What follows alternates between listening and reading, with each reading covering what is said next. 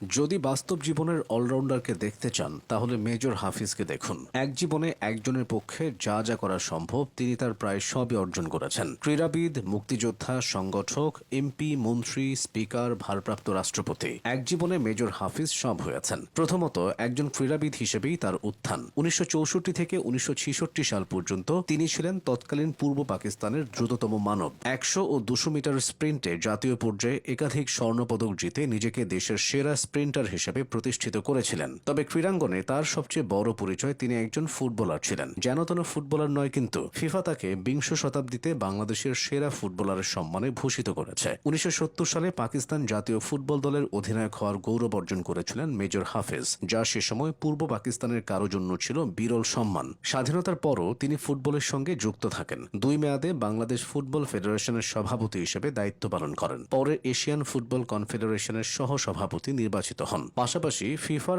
Appeal ও disciplinary কমিটির সদস্য হিসেবে বিশ্ব ফুটবলের গুরুত্বপূর্ণ সিদ্ধান্ত গ্রহণ প্রক্রিয়ার অংশ ছিলেন মেজর হাফিজ।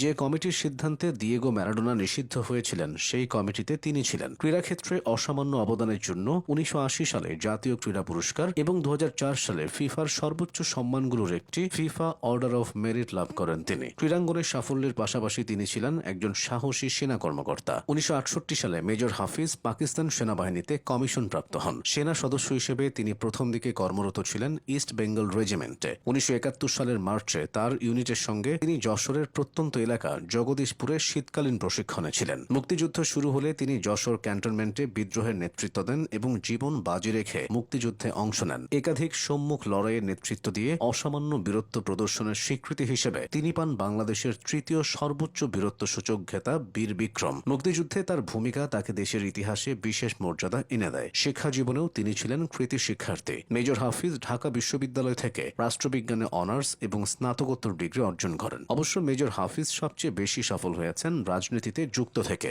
রাজনীতিতে তার পথচলা দীর্ঘ ও ঘটনাবহুল। বাংলাদেশ জাতীয়তাবাদী দল বিএনপির সর্বোচ্চ নীতি নির্ধারণী ফোরাম জাতীয় স্থায়ী কমিটির সদস্য হিসেবে তিনি গুরুত্বপূর্ণ ভূমিকা পালন করেছেন। রাজনৈতিক নানা সংকট ও দুঃসময়েও দল না ছেড়ে নিজের অবস্থানে অটল ছিলেন তিনি। মেজর হাফিজ নিজের দীর্ঘ রাজনৈতিক পথচলায় কখনো পদ পদবীর মায়া করেননি, বরং দলের শীর্ষ নেতাদের অনুপস্থিতিতে ভাইস চেয়ারম্যান হিসেবে বিএনপিকে রেখেছিলেন সুসংহত। তিনি জনগণের ভোটে ৭ বার জাতীয় সংসদ সদস্য নির্বাচিত হয়েছেন। অতীতে তিনি বাণিজ্য প্রতিমন্ত্রী, বাণিজ্য মন্ত্রী, পানি সম্পদ মন্ত্রী এবং মুক্তিযুদ্ধ বিষয়ক মন্ত্রী হিসেবে দায়িত্ব পালন করেছেন। ২০০৬ সালে ত্রয়োদশ জাতীয় সংসদ নির্বাচনে বিএনপির জয়ের পর প্রশাসনিক দক্ষতা ও অভিজ্ঞতার কারণে তাকে জাতীয় সংসদের স্পিকারের দায়িত্ব দেওয়া হয়। এছাড়া শাহাবুদ্দিন চুপ্পু পদত্যাগ করলে দেশের অস্থায়ী রাষ্ট্রপতির দায়িত্ব গ্রহণ করেন তিনি। নিজের অভিজ্ঞতা ও রাজনৈতিক ভাবনা তুলে ধরতে তিনি লিখেছেন একাধিক বই। তার উল্লেখযোগ্য বইগুলোর মধ্যে রয়েছে রক্তে ভেজা ৭১, গণতন্ত্র রিমান্ডে, সৈনিক জীবন এবং গৌরবাঙ্গনে।